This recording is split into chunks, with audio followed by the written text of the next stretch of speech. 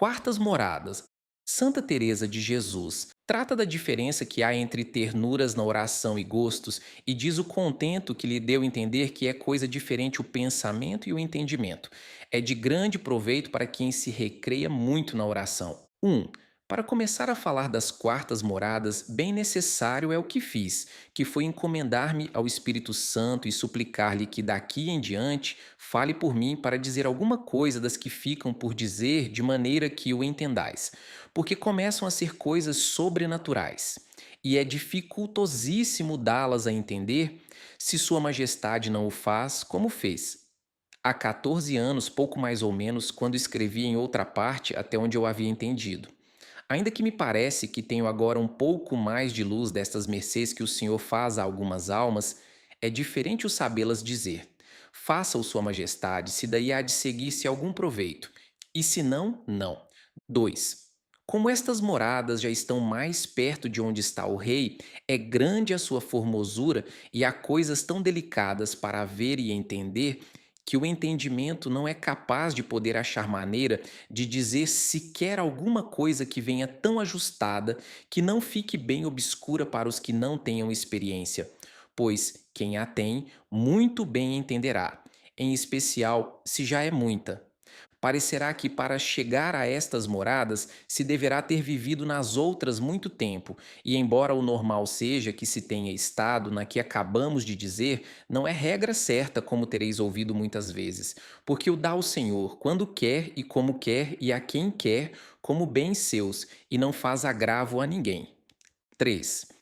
Nestas moradas, poucas vezes entram as coisas peçonhentas, e se entram, não fazem dano, antes deixam lucro. E tenho por muito melhor quando entram e dão guerra neste estado de oração, porque poderia o demônio enganar à volta dos gostos que Deus dá se não houvesse tentações e fazer muito mais dano do que quando as há, e não ganhar tanto a alma, pelo menos apartando todas as coisas que a hão de fazer merecer e deixando-a num embevecimento habitual. Porque quando o embevecimento é habitual em um ser, não o tenho por seguro, nem me parece possível estar assim sempre no mesmo ser, o Espírito do Senhor neste desterro. 4. Pois falando no que disse que diria aqui, da diferença que há entre contentamentos na oração e gostos, contentamentos me parece a mim, se pode chamar aos que adquirimos com a nossa meditação e petições a nosso Senhor, que procedem do nosso natural, ainda que enfim ajuda para isso Deus, pois há de se entender em tudo quanto dissermos que nada podemos sem Ele, mas nascem da mesma obra virtuosa que fazemos e parece que o ganhamos com o nosso trabalho e com razão nos dá contentamento o termos empregado em coisas semelhantes. Mas se o considerarmos bem, os mesmos contentos teremos em muitas coisas que podem suceder na terra. Assim, numa grande fazenda que de repente advenha alguém, o ver de súbito uma pessoa que muito amamos ter acertado num negócio importante ou numa coisa grande, de que todos nos dizem bem. Se a alguma pessoa lhe disserem que morreu seu marido, ou irmão, ou filho, e o vê chegar vivo. Eu vi derramar lágrimas de um grande contentamento e até mesmo me tem acontecido algumas vezes. Parece-me a mim que, assim como estes contentamentos são naturais, assim é nos que nos dão as coisas de Deus, embora de linhagem mais nobre, ainda que aqueles também não eram de todo maus. Enfim, começam no que é natural em nós e acabam em Deus. Os gostos começam em Deus e sente-os a natureza, e goza tanto deles como gozam os que disse muito mais. Ó Jesus, e que desejo tenho de saber declarar-me nisto, porque entendo a meu parecer muito conhecida diferença e não alcança o meu saber o dar-me a entender. Faça-o o Senhor. 5. Agora me lembro de um versículo que dizemos em prima, ao fim do último salmo, que ao terminar o versículo diz: Cum dilataste cor meum. A quem tiver muita experiência, isto lhe basta para ver a diferença que vai de um ao outro. A quem não a tiver, é preciso mais. Os contentos que dissemos não dilatam o coração, antes habitualmente parece que o apertam um pouco, embora com grande contentamento de ver o que se faz por Deus. Mas vêm umas lágrimas de aflição que de alguma maneira parece as move a paixão. Eu sei pouco destas paixões da alma, que talvez me desse a entender, mas como sou muito rude, não sei o que procede da sensualidade e o que procede do nosso natural. Saberia declará-lo se, assim como passei por isso, o entendesse. Grande coisa é o saber e as letras para tudo. 6. O que tenho de experiência deste estado, digo destes regalos e contentos na meditação, é que se começava a chorar por causa da paixão, não podia acabar até que se me quebrava essa cabeça. Se o fazia por meus pecados, era o mesmo. Grande mercê me fazia nosso Senhor, e não quero agora examinar qual é melhor, se um se outro. Apenas quereria saber dizer a diferença que há entre um e outro. Para estas coisas vão algumas vezes estas lágrimas e estes desejos ajudados do natural, e conforme está à disposição, mas enfim, como disse, venha parar em Deus, ainda que sejam naturais. São para terem muito, se houver humildade, para entender que não se é melhor por isso, porque não se pode entender se todos são efeitos do amor, e quando forem, são dados por Deus. Na maior parte tem estas devoções às almas das moradas anteriores, porque andam quase de contínuo com o trabalho do entendimento, empregadas em discorrer com o entendimento e em meditação. E vão bem, porque não lhes foi dado mais, ainda que acertariam em ocupar-se um pouco em fazer atos e em louvores de Deus e em se alegrarem da sua bondade, e que seja quem é, e em desejar sua honra e glória. Isto como puderem, porque desperta muito a vontade. E estejam de sobreaviso quando o Senhor lhes der isto. Não o deixem para acabar a meditação como se tem por costume. 7. Porque me alarguei muito em dizer isto em outras partes, não o direi aqui. Só quero que estejais advertidas que, para aproveitar muito neste caminho e subir as moradas que desejamos, não está a coisa em pensar muito, senão em amar muito. E assim, o que mais vos despertar ao amor, isso deveis fazer.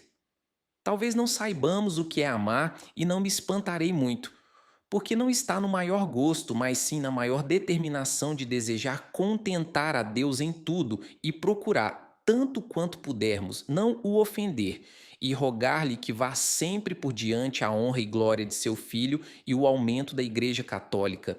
Estes são os sinais do amor, e não penseis que consiste em não pensar outra coisa, e que se vos distraís um pouco, vai tudo perdido.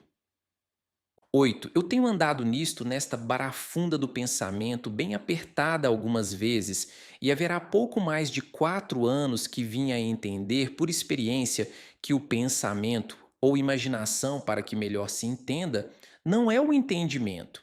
Perguntei-o a um letrado e disse-me que efetivamente era assim, o que foi para mim grande contentamento. Porque, como o entendimento é uma das potências da alma, tornava-se-me duro estar ele tão volúvel às vezes, pois normalmente voa o pensamento tão rápido que só Deus o pode atar quando assim nos ata, de maneira que parece estarmos de algum modo desatados deste corpo. Eu via, a meu parecer, as potências da alma empregadas em Deus e estarem recolhidas com ele, e por outra parte, o pensamento alvoroçado trazia-me tonta. 9. Ó Senhor, tende em conta o muito que passamos neste caminho por falta de saber. E o mal é que, como não pensamos ser preciso saber mais do que pensar em vós, nem sabemos perguntar aos que sabem, nem entendemos o que haja que perguntar, e passam-se terríveis trabalhos, porque não nos entendemos. E o que não é mal, senão bom, pensamos que é grande culpa.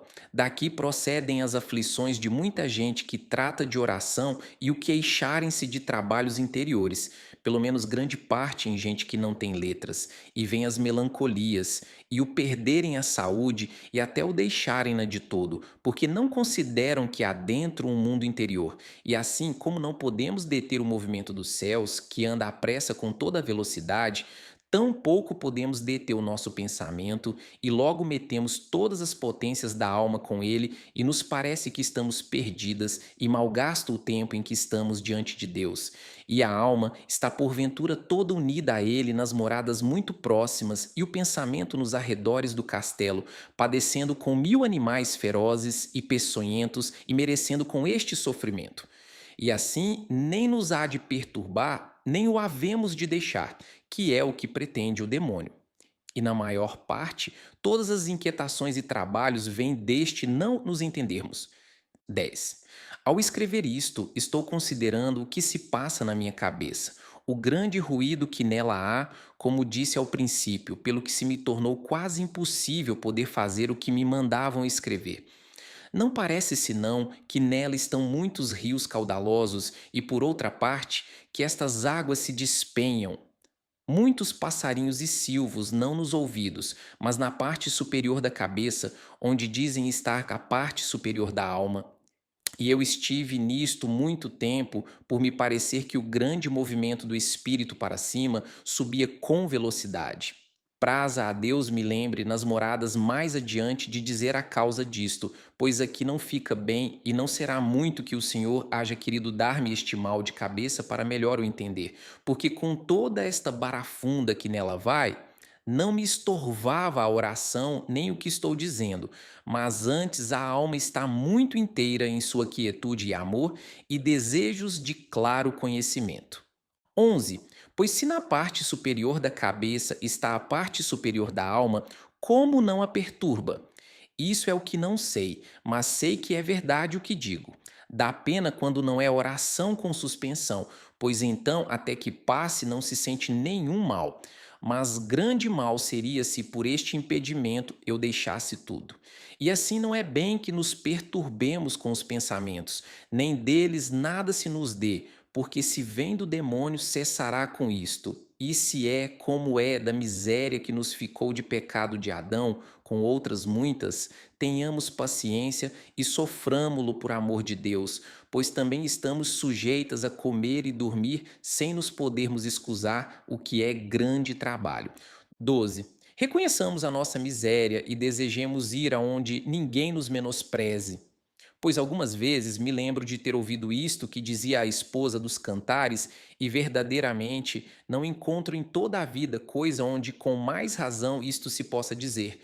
Porque todos os menosprezos e trabalhos que pode haver na vida não me parece que cheguem a estas batalhas interiores. Qualquer desassossego e guerra se pode sofrer. Achando paz onde vivemos, como já disse. Mas que queiramos vir a descansar dos mil trabalhos que há no mundo, que queira o Senhor preparar-nos o descanso e que em nós mesmas esteja o estorvo, não pode deixar de ser muito penoso e quase insuportável. Por isso levai-nos, Senhor, aonde não nos menosprezem estas misérias, que parecem algumas vezes estarem a fazer escárnio da alma. Ainda nesta vida, a liberta disto o Senhor, quando chegar à última morada, como diremos, se Deus for servido. 13. Nem a todas darão tanta pena estas misérias, nem as acometerão como a mim me fizeram muitos anos por ser tão ruim que parece que eu mesma me queria vingar de mim. E como coisa tão penosa para mim, penso que talvez o seja assim para vós, e não faço senão dizê-lo de um cabo ao outro, para ver se alguma vez acerto dar-vos a entender como é coisa forçosa e não vos traga inquietas e aflitas. Mas deixemos andar esta taramela do moinho e moamos nossa farinha, não deixando de trabalhar com a vontade e o entendimento. 14.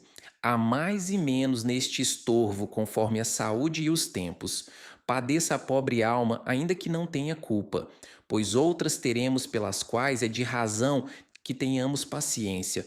E porque não basta o que lemos e nos aconselham, não façamos caso destes pensamentos. Para nós que pouco sabemos, não me parece tempo perdido todo o que gasto em declarar mais e em consolar-vos neste caso. Mas até que o Senhor nos queira dar luz, pouco aproveita, mas é preciso e quer Sua Majestade que tomemos conhecimento e entendamos do que faz a fraca imaginação, o natural e o demônio. Não deitemos a culpa à alma. Capítulo 12. Prossegue no mesmo e declara por uma comparação o que são gostos e como se hão de alcançar, não os procurando. Valha-me Deus, onde me meti? Já tinha esquecido o que tratava, porque os negócios e a saúde me fazem deixá-lo na melhor altura. E como tenho pouca memória, irá tudo desconcertado por não o poder tornar a ler, e mesmo talvez seja tudo desconcerto quanto digo, ao menos é o que sinto. Parece-me que fica dito das consolações espirituais, como algumas vezes vão envoltos com as nossas paixões. trazem consigo uns alvoroços de soluços, e até ouvia pessoas que se lhes aperta o peito e mesmo lhes vêm movimentos exteriores a que não podem ir à mão. E é tal a força que lhes faz sair sangue do nariz e coisas assim penosas. Disto não sei dizer nada, porque não passei por isso, mas deve ficar consolação. Porque, como digo, tudo vai parar em desejar contentar a Deus e gozar da sua majestade. 2. Os que eu chamo gostos de Deus, que em outra parte chamei oração de quietude, são muito de outra maneira, como entendereis as que os tendes experimentado, pela misericórdia de Deus. Façamos de conta, para o entender melhor, que vemos duas fontes com dois tanques que se enchem de água, que não acho coisa mais a propósito para declarar algumas coisas de espírito que isto de água. Como sei pouco e o engenho não ajuda, e sou tão amiga deste elemento, tenho olhado para ele com mais advertência que para outras coisas, pois em todas as que criou tão grande Deus, tão sábio, deve haver muitos segredos de que nos podemos aproveitar. E assim fazem os que os entendem, embora eu creia que em cada coisinha que Deus criou há mais do que se entende, ainda que seja uma formiguita. 3. Estes dois tanques enchem-se de água de diferentes maneiras. Para uma, vem de mais longe, por muitos aquedutos e artifícios. A outra está feita na mesma nascente da água e vai se enchendo sem nenhum ruído. E se o manancial é caudaloso como este de que falamos, depois de cheio o tanque segue um grande arroio, não é preciso artifício, nem mesmo se acaba o edifício dos aquedutos, que sempre está correndo dali água.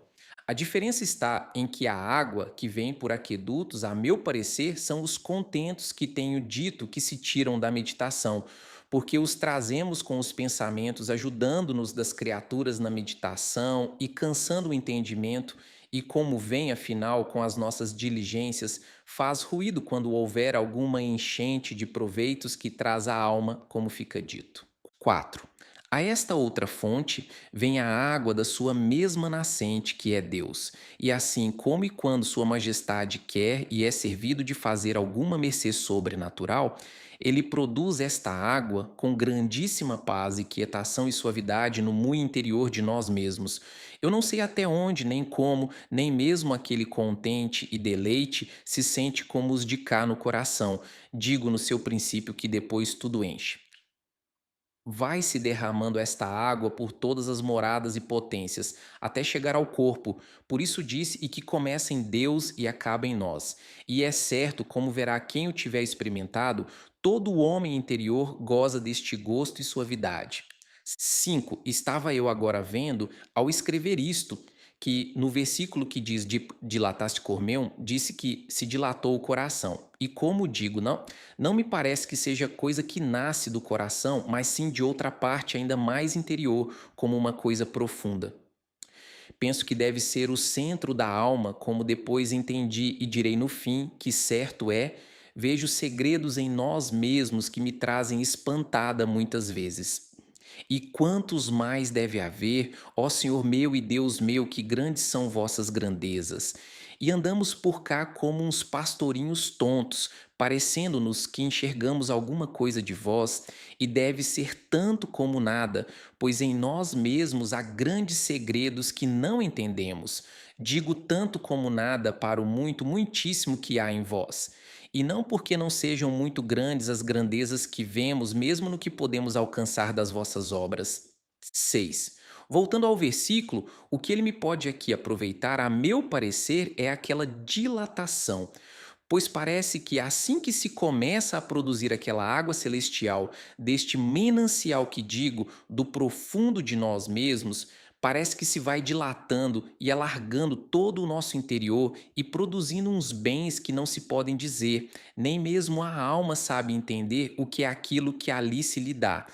Sente uma fragrância interior. Digamos agora, como se naquela profundidade interior estivesse um braseiro onde se lançassem olorosos perfumes. Nem se vê o lume nem onde está, mas o calor e o fumo perfumado penetram toda a alma e até bastantes vezes, como já disse, participa ao corpo. Olhai e entendi-me. Nem se sente calor, nem se aspira perfume, pois isto é coisa mais delicada que estas coisas. É apenas para vô-lo dar a entender. E entendam as pessoas que não passaram por isto, que é verdade isto passar-se assim e que se entende, e que o entende a alma mais claramente do que eu o digo agora. Não é isto coisa que se possa imaginar, porque por diligências que façamos, não o podemos adquirir, e nisto mesmo se vê não ser do nosso metal, senão daquele puríssimo ouro da sabedoria divina. Aqui não estão as potências unidas, a meu parecer, mas embebidas e olhando como espantadas o que será aquilo. 7. Poderá ser que nestas coisas interiores me contradigam tanto do que tenho dito em outras partes? Não é maravilha, porque em quase 15 anos desde que o escrevi, talvez me tenha dado o Senhor mais claridade nestas coisas do que então entendia, e agora, como então, posso errar em tudo, mas não mentir, que por misericórdia de Deus antes passaria 1000 mortes, digo o que entendo. 8. A vontade bem me parece que deve estar unida de certa maneira com a de Deus, mas nos efeitos e obras que depois se seguem é que se conhecem estas verdades da oração, pois não há melhor crisol para as provar. É bem grande mercê de nosso Senhor, se a conhece quem a recebe, e muito grande se não volta atrás. Logo querereis, minhas filhas, procurar ter esta oração, e tendes razão, pois, como disse, a alma não acaba de entender as mercês que ali lhe faz o Senhor e o amor com que a vai achegando mais a si. De certo está, desejando saber como alcançaremos esta mercê. Eu vos direi o que nisto tenho entendido. 9. Deixemos o Senhor fazê-la quando é servido por Sua Majestade o querer e não por mais nada. Ele sabe o porquê, não nos havemos de meter nisso. Depois de fazermos o mesmo que fazem os das moradas anteriores, humildade, humildade. Por ela se deixa render o Senhor a tudo quanto dele queremos. E a primeira coisa em que vereis se atendes é em não pensar que mereceis estas mercês e gostos do Senhor, nem que os haveis de ter em vossa vida. Direis, desta maneira, como se hão de alcançar, não os procurando. A isto respondo: não há outra melhor do que esta que vos disse, e não os procurar pelas razões seguintes. Primeiro, porque a primeira coisa que para isto é mister é amar a Deus sem interesse. Segundo, porque não deixa de ser um pouco de falta de humildade pensar que por nossos serviços miseráveis se há de alcançar coisa tão grande. Terceiro, porque a verdadeira preparação para isto é o desejo de padecer e de imitar ao Senhor, e não o ter gostos, nós que enfim o temos ofendido. Quarto, porque Sua Majestade não está obrigada a dar-nos gostos, como está a dar-nos a glória se guardarmos os seus mandamentos, pois sem isto nos poderemos salvar. E Ele sabe melhor que nós o que nos convém e quem o ama de verdade. Assim é coisa certa. Eu sei e conheço pessoas que vão pelo caminho do amor como se deve ir, só para servir a seu Cristo crucificado, que não só não lhe pedem gostos nem os desejam, mas lhe suplicam que não lhes dê nesta vida. Isto é verdade. A quinta, porque trabalharemos de balde, pois como não se há de trazer esta água por aquedutos como a precedente, se o manancial não a quer produzir, pouco aproveita que nos cansemos. Quero dizer que por mais meditação que tenhamos e por mais que nos apoquentemos e tenhamos lágrimas, não é por aqui que esta água vem. Só se dá a quem Deus quer e muitas vezes quando mais descuidada está a alma. 10. Suas somos, irmãs, faça de nós o que quiser, leve-nos por onde for servido. Creio bem que a quem de verdade se humilhar e desapegar, digo de verdade, porque não o há de ser só em nosso pensamento, que muitas vezes nos engana, senão que estejamos desapegadas de todo. Não deixará o Senhor de nos fazer esta mercê, e outras muitas que não saberemos desejar. Seja Ele para sempre bendito. Amém. Capítulo 3. Trata do que é oração de recolhimento. Na maior parte das vezes, a dá o Senhor antes da oração acima dita. Diz seus efeitos e os que ficam da oração anterior em que tratou dos gostos que dá ao Senhor. 1. São muitos os efeitos desta oração, apenas direi alguns, mas direi primeiro outra maneira de oração que começa quase sempre antes desta, e por tê-la dito em outras partes direi pouco. É um recolhimento que também me parece sobrenatural, porque não é estar às escuras, nem cerrar os olhos, nem consiste em coisa alguma exterior, posto que sem o querer se faça isto de cerrar os olhos e desejar soledade. E sem artifício, parece que se vai lavrando o edifício para a oração que fica dita, porque estes sentidos e coisas exteriores parecem ir perdendo de seu direito, para que a alma vá cobrando o que eu tinha perdido. 2. Dizem que a alma entra dentro de si e outras vezes que sobe sobre si. Por esta linguagem não saberei eu esclarecer nada que isto tenho de mal. Penso que por aquilo que eu sei dizer de uma coisa o haveis de entender, e talvez seja só claro para mim.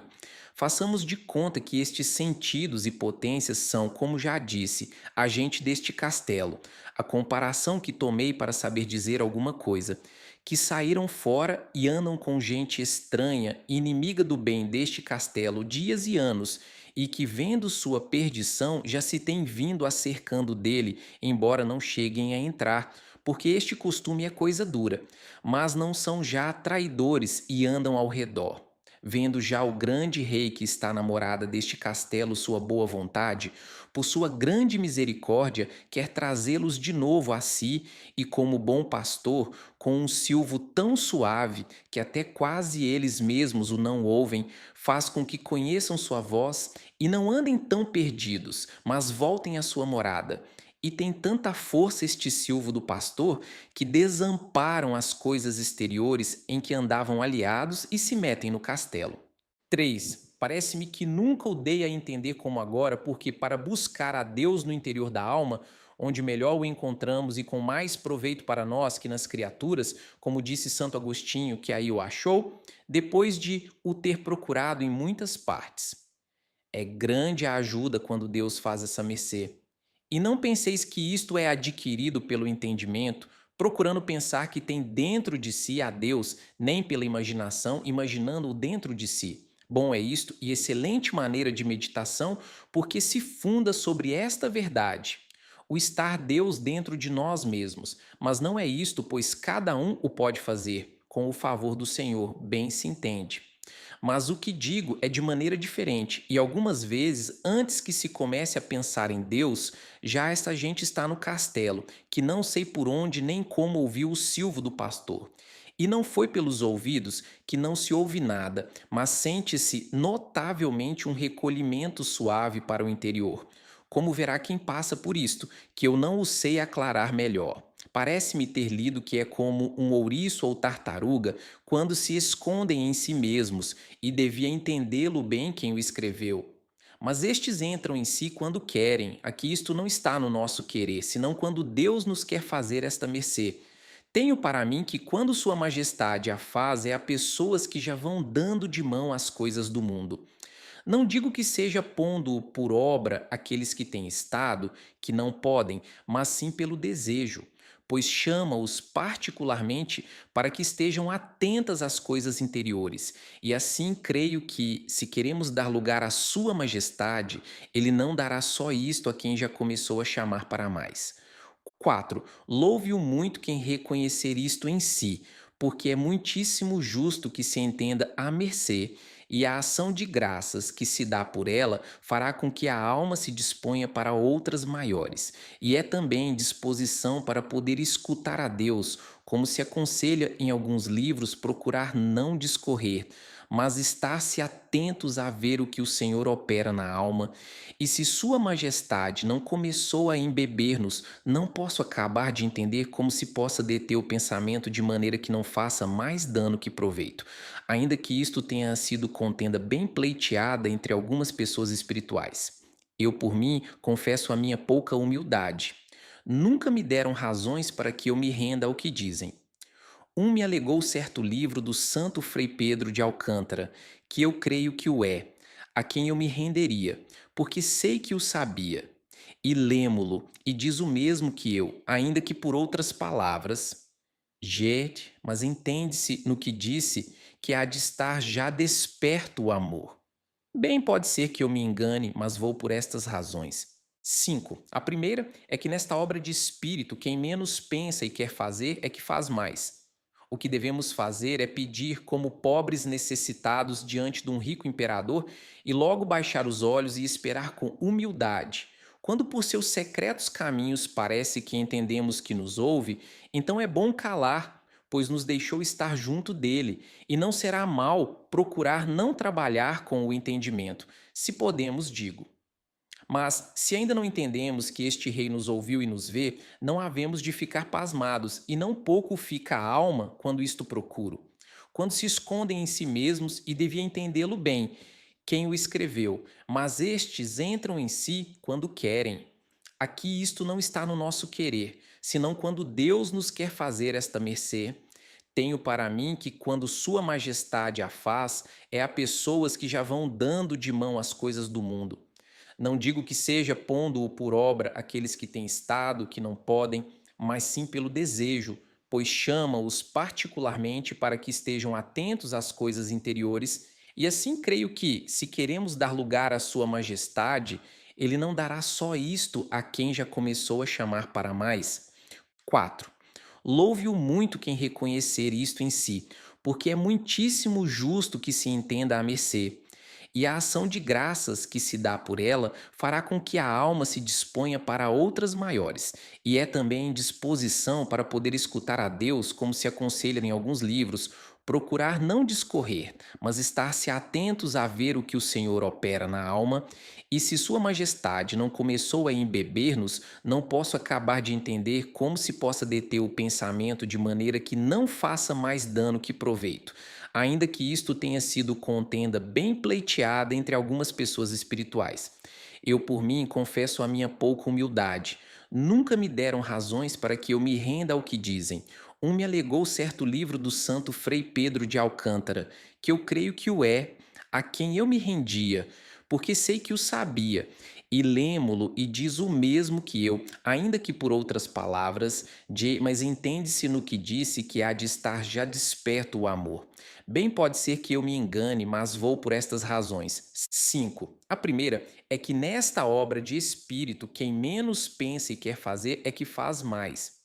O que devemos fazer é pedir como pobres necessitados diante de um rico imperador e logo baixar os olhos e esperar com humildade. Quando por seus secretos caminhos parece que entendemos que nos ouve, então é bom calar, pois nos deixou estar junto dele, e não será mal procurar não trabalhar com o entendimento, se podemos, digo.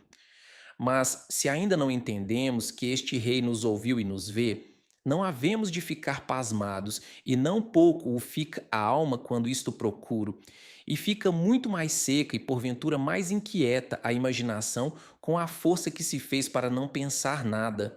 Mas quer o Senhor que lhe peçamos e consideremos estar em sua presença, que ele sabe o que nos convém. Eu não posso persuadir-me a recorrer a destrezas humanas em coisas a que Sua Majestade parece ter posto o limite e quis guardar para si, o que não fez a outras muitas, que podemos fazer com sua ajuda, tanto de penitências como de obras e de oração, até onde pode nossa miséria. 6. A segunda razão é que estas obras interiores são todas suaves e pacíficas, e fazer coisa penosa mais prejudica que aproveita. Chamo coisa penosa a qualquer esforço que se quisesse fazer, como seria o de conter o fôlego. E não é isso o que convém, mas sim abandonar-se a alma nas mãos de Deus. Faça dela o que Ele quiser, com o maior desprendimento que puder de seu proveito e maior resignação à vontade de Deus. A terceira é que o mesmo cuidado que se põe em não pensar nada, talvez despertará o pensamento para pensar muito. A quarta é que o mais substancial e agradável a Deus é que nos lembremos de sua honra e glória, e nos esqueçamos de nós mesmos e do nosso proveito, regalo e gosto. Pois como estará esquecido de si aquele que está com tanto cuidado, que nem ousa bulir, nem sequer deixa que seu entendimento e desejos se movam a desejar a maior glória de Deus, nem se alegrem por aquela que Deus tem? Quando Sua Majestade quer que o entendimento cesse, ocupa-o de outra maneira e dá ao conhecimento uma luz tão acima da que podemos alcançar, que o faz ficar absorto. E então, sem saber como, fica muito melhor ensinado do que com todas as nossas diligências, que mais o deitariam a perder. pois, se Deus nos deu as potências para que com elas trabalhássemos e tudo tem o seu valor, não há para que tê-las encantadas, mas deixá-las fazer seu ofício até que Deus as ponha noutro maior. 7. O que entendo que mais convém à alma a quem o Senhor quis meter nesta morada é fazer o que fica dito, e que sem nenhum esforço nem ruído procure atalhar o discorrer do entendimento, mas não suspendê-lo nem ao pensamento. Mas sim é bom que se lembre que está diante de Deus, e quem é este Deus? Se aquilo mesmo que sente em si o embeber, tanto melhor. Mas não procure entender o que é, porque é dom feito à vontade. Deixe-a gozar sem nenhuma indústria, além de algumas palavras amorosas, porque, embora não procuremos estar aqui sem pensar em nada, está-se assim muitas vezes, ainda que por muito breve tempo. 8. Mas, como disse noutra parte, a causa por que nesta maneira de oração falo naquela pela qual comecei esta morada, pois meti com esta oração a de recolhimento de que devia ter falado primeiro, porque é muito menos que a dos gostos de Deus de que falei, mas que é princípio para chegar a ela, que na de recolhimento não se há de deixar a meditação nem o trabalho do entendimento. O ostini. Nesta fonte manancial, que não vem por alcatruzes, o entendimento se contém ou faz conter, ao ver que não entende o que quer, e assim anda de um lado para outro como o toiro que em nada toma assento. Quanto à vontade, ela está tão assente em seu Deus que lhe dá grande pesar o bulício do entendimento.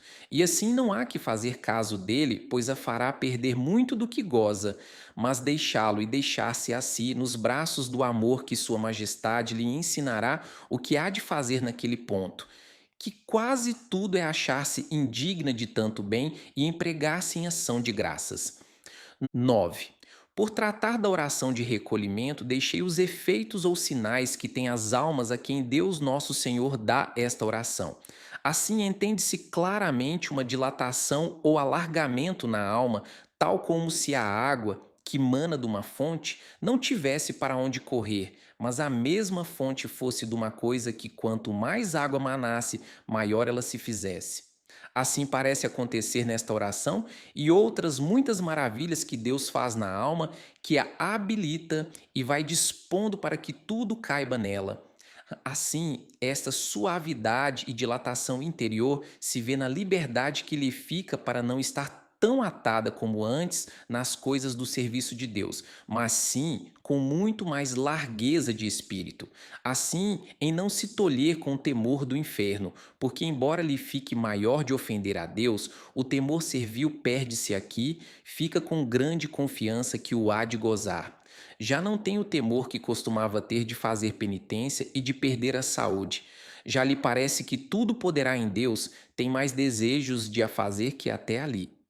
O temor que costumava ter aos trabalhos já vai mais moderado, porque está mais viva a fé, e entende que, se os passar por Deus, Sua Majestade lhe dará graça para os sofrer com paciência, e até mesmo algumas vezes os deseja, porque fica também uma grande vontade de fazer alguma coisa por Deus. Como vai conhecendo melhor suas grandezas, tem-se já por mais miserável, como já provou dos gostos de Deus, vê que os do mundo são lixo, vai se apartando deles pouco a pouco e é mais senhora de si para o fazer. Enfim, em todas as virtudes fica melhorada e não deixará de ir crescendo, se não volta atrás a ofender a Deus, porque então tudo se perde, por mais que uma alma tenha subido ao cume.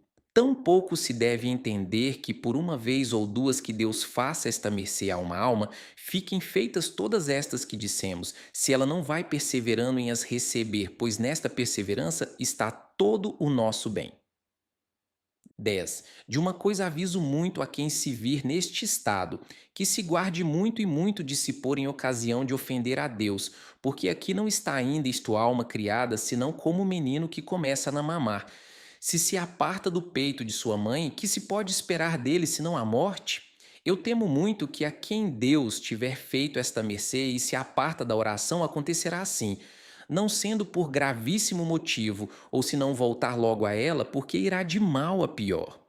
Eu sei que há muito que temer neste caso, e conheço algumas pessoas que me trazem muito pesarosa, e tenho visto o que digo, por se terem apartado de quem com tanto amor se lhes queria dar por amigo e o mostrar por obras. E assim aviso tanto que se não metam em ocasiões, porque muito mais faz o demônio por uma alma destas do que por muitas e muitas a quem o Senhor não fizer estas mercês, pois lhe podem fazer grande dano com o levar outras consigo e fazer porventura grande proveito na igreja de Deus. E ainda que não haja outra coisa senão ver que sua majestade lhes mostra amor particular, isto basta para que o demônio se desfaça para que se percam, e assim são muito combatidas e ficam muito mais perdidas do que outras, se perdem. Vós, irmãs, estáis livres destes perigos, tanto quanto podemos entender. Deus vos livre da soberba e vanglória e de que o demônio queira contrafazer estas mercês, conhecer-se-á porque não fará estes efeitos, mas sim tudo ao revés. 11. De um perigo vos quero avisar, ainda que vô-lo disse já noutra parte, em que vi cair pessoas de oração, em especial mulheres, porque como somos mais fracas, há mais lugar para o que vou dizer. É que algumas de muita penitência, oração e vigílias, e ainda sem isto, são fracas de compleição, entendo algum consolo sujeita-as o natural. E como sentem algum contento interior e quebrantamento exterior e uma fraqueza, quando há um sono a que chamam espiritual, que é um pouco mais do que fica dito, parece-lhes que é igual ao outro e deixam-se embevecer. E quanto mais a isso se entregam, mais se embevecem, porque se enfraquece mais a natureza e a seu juízo lhes parece arroubamento, e chamo-lhe eu pasmaceira, pois não é outra coisa senão estar ali perdendo tempo e gastando a saúde. 12. A uma lhe acontecia estar assim 8 horas, que nem estão sem sentido nem sentem coisa alguma de Deus. Com dormir e comer e não fazer tanta penitência, tirou-se-lhe isto a esta pessoa, porque houve quem a entendesse, que a seu confessor trazia enganado, e a outras pessoas e a si mesma, ainda que ela não queria enganar. Creio bem que o demônio fazia alguma diligência para tirar algum lucro e não começava a tirar pouco. 13. Há de se entender que, quando é coisa verdadeiramente de Deus, embora haja decaimento interior e exterior, não o há na alma. Antes tem grandes sentimentos ao ver-se tão junto de Deus e também não dura tanto, mas sim muito pouco tempo, bem que se torne a embevecer. Mas nesta oração, se não é fraqueza, como disse, não chega a tanto que derrube o corpo, nem faça nele algum sinal exterior. Por isso estejam de sobreaviso para que, quando isto sentirem em si, o digam à prelada e distraiam-se quanto puderem, e ela faça com que não tenham tantas horas de oração, senão muito pouco tempo. E procure que durmam bem e comam até que lhes torne a vir a força natural, se perdeu por isto.